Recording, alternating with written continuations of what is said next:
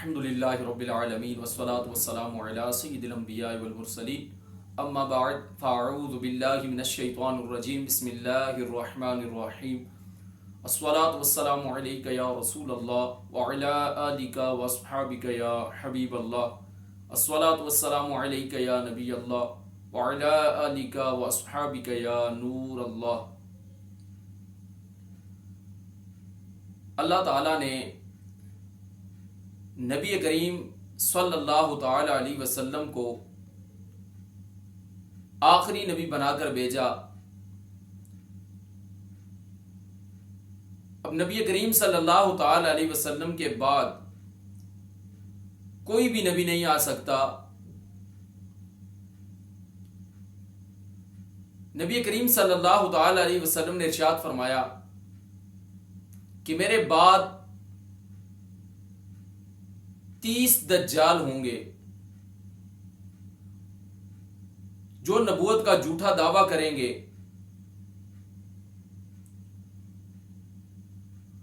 بخاری شریف کے اندر یہ حدیث پاک امام بخاری نے نقل کی ہے۔ حضرت عبداللہ بن عباس رضی اللہ تعالی عنہ سے روایت ہے کہ نبی کریم صلی اللہ تعالی علیہ وسلم نے ایک خواب دیکھا جس میں نبی کریم صلی اللہ تعالی علیہ وسلم کی ہتھیلیوں پر 2 سونے کے کنگن رکھے گئے، جن کو نبی کریم صلی اللہ تعالی علیہ وسلم نے وزنی محسوس کیا تو وحی کی گئی کہ آپ ان پر پھونک ماریے۔ نبی کریم صلی اللہ تعالی علیہ وسلم نے ان پر پھونک ماری تو وہ دونوں اتر گئے۔ اس کی تعبیر نبی کریم صلی اللہ تعالی علیہ وسلم نے یوں فرمائی کہ 2 شخص ظاہر ہوں گے اور وہ نبوت کا جھوٹا دعویٰ کریں گے۔ ایک قبیلہ صنعاء کا ہوگا اور دوسرا قبیلہ یمامہ کا۔ قبیلہ صنعاء کا جو شخص تھا اس کا نام اسود عنسی تھا اور یمامہ کا مسلمہ کذاب۔ حضور نبی کریم صلی اللہ تعالی علیہ وسلم کی ختم نبوت کا سب سے پہلے جس نے انکار کیا اور مرتد ہوا وہ مسلمہ کذاب تھا۔ اس نے نبی کریم صلی اللہ تعالی علیہ وسلم کی ظاہری حیات کے اندر ہی نبوت کا دعویٰ کیا۔ اس کو اس وقت حمایت تو نہ ملی، لیکن حضور علیہ السلام کے پردہ فرمانے کے بعد اس کو کافی زیادہ حمایت ملی اور تقریباً 1 لاکھ سے زیادہ بندوں نے اس کی حمایت کی۔ یہ ملعون شخص چھوٹے قد کا، نہایت مکار اور ہیلہ باز تھا، اور اس کی عمر حضرت عبداللہ رضی اللہ تعالی عنہ جو حضور علیہ الصلوۃ والسلام کے والد ہیں ان کی پیدائش سے بھی پہلے کی ہے۔ یعنی جس وقت یہ واصل جہنم کیا گیا اس وقت اس کی عمر 150 سال تھی۔ 10 ہجری کے اندر یہ اپنے قبیلے کے 17 افراد لے کر مدینہ شریف حضور علیہ السلام کی بارگاہ میں حاضر ہوا۔ اس کے علاوہ باقی تمام اس کے قبیلے والوں نے اسلام قبول کر لیا۔ تو یہ کہنے لگا ہے محمد صلی اللہ تعالی علیہ وسلم اگر آپ مجھے خلافت عطا فرما دیں تو میں آپ پر ایمان لے آتا ہوں۔ تو نبی کریم صلی اللہ تعالی علیہ وسلم کے ہاتھ میں کھجور کی شاخ کا ایک ٹکڑا تھا۔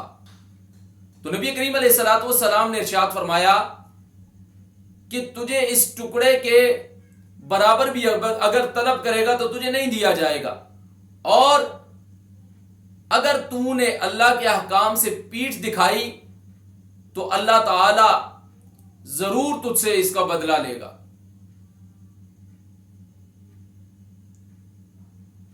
اب یہ واپس چلا گیا اور ایک روایت کے اندر ہے کہ اس نے اسلام قبول کر لیا لیکن واپس آ کر دوبارہ یہ مرتد ہو گیا۔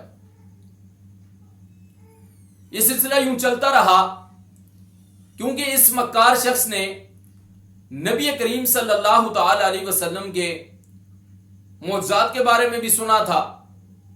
اب اس نے اپنے جھوٹے معجزے دکھانے کی کوشش کی، لیکن اللہ کا کرنا ایسا ہوا کہ یہ جو کام کرتا، جو بات کرتا وہ الٹ ہو جاتی۔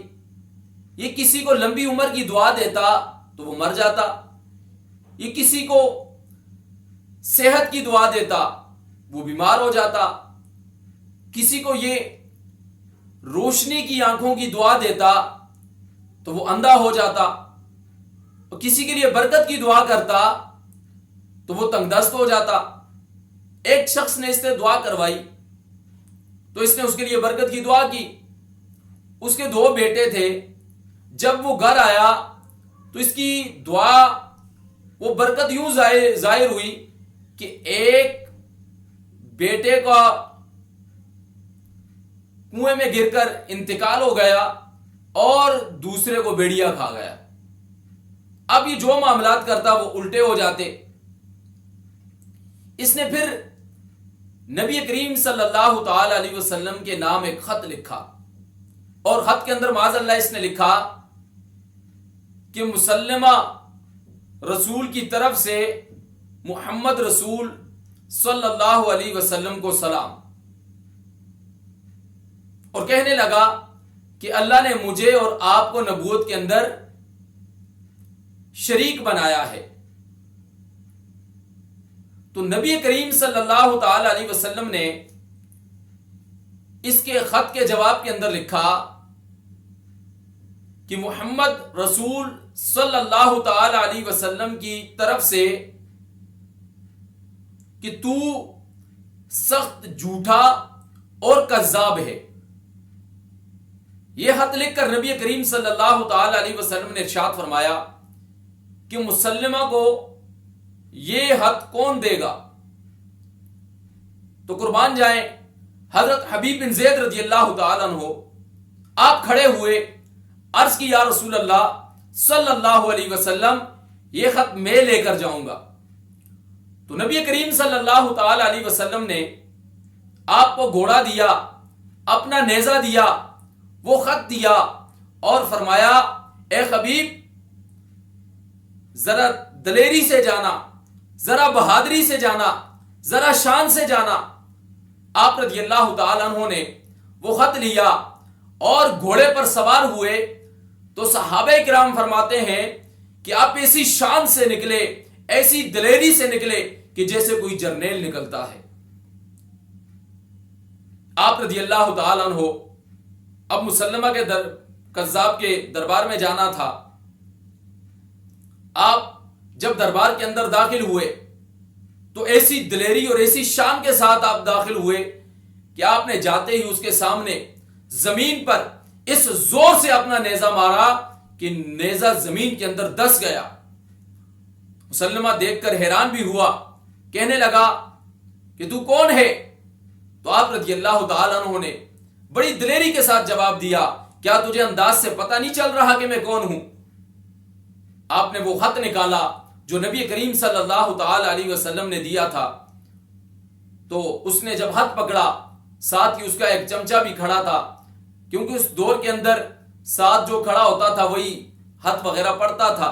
اب اس نے پورے دربار کے اندر اونچی آواز سے پڑھا تو نبی کریم علیہ السلام نے لکھا تھا کہ تو سخت کذاب اور جھوٹا ہے۔ جب یہ الفاظ سنے تو اب اس کو اپنی بےزتی محسوس ہوئی کہ پورے درباریوں کے سامنے اس کو جھوٹا کہا گیا، کذاب کہا گیا۔ اب مارے غصے کے یہ کھڑا ہوا، تلوار لی اور حضرت حبیب بن زید رضی اللہ تعالیٰ عنہ کے قریب آیا، آ کر کہنے لگا بتا تیرا کیا خیال ہے؟ تو آپ رضی اللہ تعالیٰ عنہ نے بڑی دلیری کے ساتھ، بڑی شجاعت کے ساتھ، بڑی بہادری کے ساتھ فرمایا خیال کیا ہونا ہے؟ جو میرے نبی علیہ السلام نے فرمایا تو وہی ہے، تو کذاب ہے، تو جھوٹا ہے۔ تو کہنے لگا کہ پیچھے مڑ کر دیکھ میرے لشکر کی طرف۔ آپ رضی اللہ تعالیٰ عنہ نے فرمایا ارے نادان، ارے ملعون، تو کن کو ڈرا رہا ہے لشکروں سے؟ ارے ان کو ڈرا رہا ہے جنہوں نے اپنے حضور علیہ الصلوۃ والسلام کے لیے جسم کے ٹکڑے ٹکڑے کروا دیے، جنہوں نے اپنے گھر بار سب نبی کریم علیہ السلام پر لٹا دیا۔ آپ نے فرمایا پیچھے مڑ کر تو تب نہیں دیکھا جب اپنے بچوں کو چھوڑ کر تیرے پاس آنا تھا، اس وقت پیچھے مڑ کر بچوں کو نہیں دیکھا، تیرے لشکر کو کیا دیکھوں؟ اب اس نے غصے میں آ کر ایک تلوار ماری اور جس سے آپ کا بازو کٹ گیا۔ کہنے لگا بتا اب بھی چھوڑ دوں گا، اب بھی مجھے نبی مان لے۔ تو آپ رضی اللہ تعالیٰ نے فرمایا ارے کن کو آزماتا ہے؟ ارے ملعون، تو ہمیں آزماتا ہے۔ آپ نے فرمایا تو ملعون ہے، تو کذاب ہے، تو جھوٹا ہے۔ اس نے غصے میں آ کر دوسری تلوار ماری، دوسرا آپ کا بازو کٹ گیا، لیکن قربان جائیں آپ نے اسی طرح اور اس سے بڑھ کر دلیری کے ساتھ فرمایا کہ تو ملعون ہے، تو کذاب ہے، تو نبی نہیں ہو سکتا، نبی وہی ہے جس کا میں نے کلمہ پڑھا ہے۔ اس نے غصے میں آ کر پھر جب تیسری مرتبہ اس نے تلوار ماری گردن پر، ادھر گردن کٹی، ادھر میرے آقا علیہ الصلوۃ والسلام کے آنسو گرے، اور نبی کریم صلی اللہ تعالی علیہ وسلم نے فرمایا میرے حبیب کو شہید کر دیا۔ اور قربان جائیں ان صحابہ کرام کی شجاعت پر، ان کی بہادری پر، ان کی دلیری پر، ان کے عشق مصطفیٰ پر کہ جان جاتی ہے تو چلی جائے، اگر گردن کٹتی ہے تو کٹ جائے، لیکن نبی کریم صلی اللہ تعالی علیہ وآلہ وسلم کی ختم نبوت پر انہوں نے یوں پیرا دیا اور ہمیں پیغام دیا کہ جب ظلم سامنے ہو، جب کفر سامنے ہو، جب ننگی تلواریں سامنے ہو تو پھر ڈر نہیں جانا، پھر باغ نہیں جانا، پھر پیچھے نہیں ہٹنا، بلکہ حضور نبی کریم علیہ الصلوۃ والسلام کی خاطر اپنی گردن کٹوا کر یہ بتانا ہے کہ عشق یہی ہے کہ نبی کریم علیہ الصلوۃ والسلام کی ختم نبوت پر اپنی جان کو قربان کر دیا جائے۔ اور اسی طرح جنگ یمامہ، اس کے اندر بڑے بڑے ایسے واقعات ہوئے۔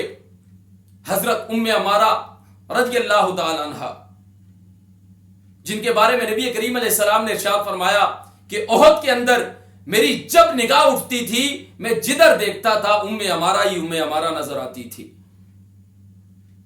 آپ رضی اللہ تعالی عنہ نے یہ ارادہ کیا، یہ نیت کی کہ میں بھی اس لشکر کے ساتھ جاؤں گی اور مسلمہ کذاب ملعون کو اپنے ہاتھ سے واصل جہنم کروں گی۔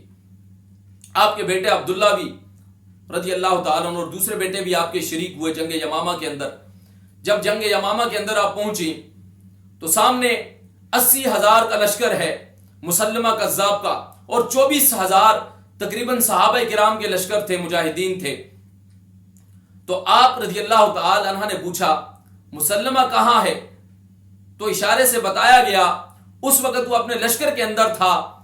تو آپ رضی اللہ تعالی عنہ آپ نے نیزہ لیا اور دوڑ کر اس لشکر کے اندر آپ گھس گئی۔ ایک مرتد نے آپ کو تلوار ماری، آپ کے بازو پر لگی اور بازو کٹ گیا، لیکن قربان جائیں ام عمارہ رضی اللہ تعالی عنہ کے عشق رسول پر، آپ کی اس شجاعت پر، آپ کی اس بہادری پر کہ آپ رضی اللہ تعالی عنہ رکی نہیں بلکہ آگے بڑھتی چلی گئی۔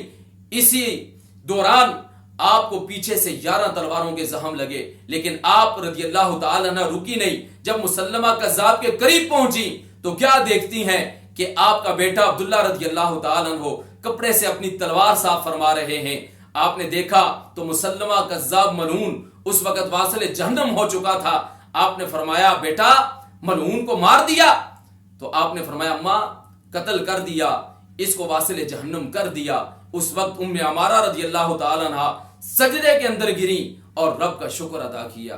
ہمارے اسلاف نے، ہمارے صحابہ کرام نے، صحابیات نے ہمیں عشق رسول کا ایسا درس دیا، لیکن آج اس قوم کو یہ بتانا پڑے گا، آج ان کو صحابہ کرام کی یہ سیرت پڑھ کر سنانی پڑے گی کہ صحابہ کرام نے نبی کریم علیہ السلام کی خاطر اپنا سب کچھ قربان کر دیا، اپنے جسم کے 70 ٹکڑے کروا دیے، اپنے بیوی بچے، اپنا گھر بار سب حضور علیہ الصلوۃ والسلام کی ختم نبوت پر قربان کر دیا۔ اور اس جنگ یمامہ کے اندر تقریباً 1200 صحابہ کرام شہید ہوئے، اور مسلمہ کذاب کا لشکر جو تھا اس کے 20,000 یہ واصل جہنم ہوئے، اور جب لشکر بھاگا ان کا تو یہ بھی بھاگ کھڑا ہوا، یہ ایک دیوار کے پیچھے چھپ گیا تھا جہاں حضرت وحشی رضی اللہ تعالی عنہ نے اس کو نیزہ مارا، یہ نیچے گرا اور اس کے بعد اس کو واصل جہنم کر دیا گیا۔ تو آج ضرورت اس امر کی ہے کہ آج قوم کو صحابہ کرام کا یہ انداز بھی سنایا جائے، یہ انداز بھی بتایا جائے، لیکن آج ہمیں بزدل بنا دیا گیا، آج ہمارے دلوں سے، آج ہمارے کردار سے حضور علیہ الصلوۃ والسلام کے عشق کو نکال دیا گیا، اور آج ہماری قوم کو آج کیا سکھایا جا رہا ہے۔ اور جس قوم کو صحابہ کرام کے واقعات سنانے تھے، جس قوم کو حبیب بن زید کی شہادت کا واقعہ سنانا تھا، جس قوم کو حضرت سیدنا امیر حمزہ رضی اللہ تعالی عنہ کا جنگ احد کے اندر آپ کی شہادت کے واقعات سنانے تھے، لیکن آج ان کو کیا سنایا جا رہا ہے؟ آج دین وہ سکھا رہے ہیں کہ جو ساری زندگی ناچ گانا سکھاتے ہیں، اور وہی آ کر پھر دین سکھاتے ہیں، اور چند روپیوں پر پلنے والے ملا یہ بھی آج لوگوں کو دین سکھانے کے لیے بیٹھ گئے ہیں، اور ان کے مطلب کے مطابق ان کو دین سکھا رہے ہیں۔ تو جب یہ دین سکھائیں گے، تو جب یہ لوگ جب دین سکھائیں گے، تو پھر صلاح الدین ایوبی پیدا نہیں ہوگا، پھر محمد بن قاسم پیدا نہیں ہوگا، پھر طارق بن زیاد پیدا نہیں ہوگا، پھر مرزا جہلمی جیسے یہ لاوارث بچے پیدا ہوں گے جو صحابہ کرام پر بھی بھونکیں گے، جو اولیاء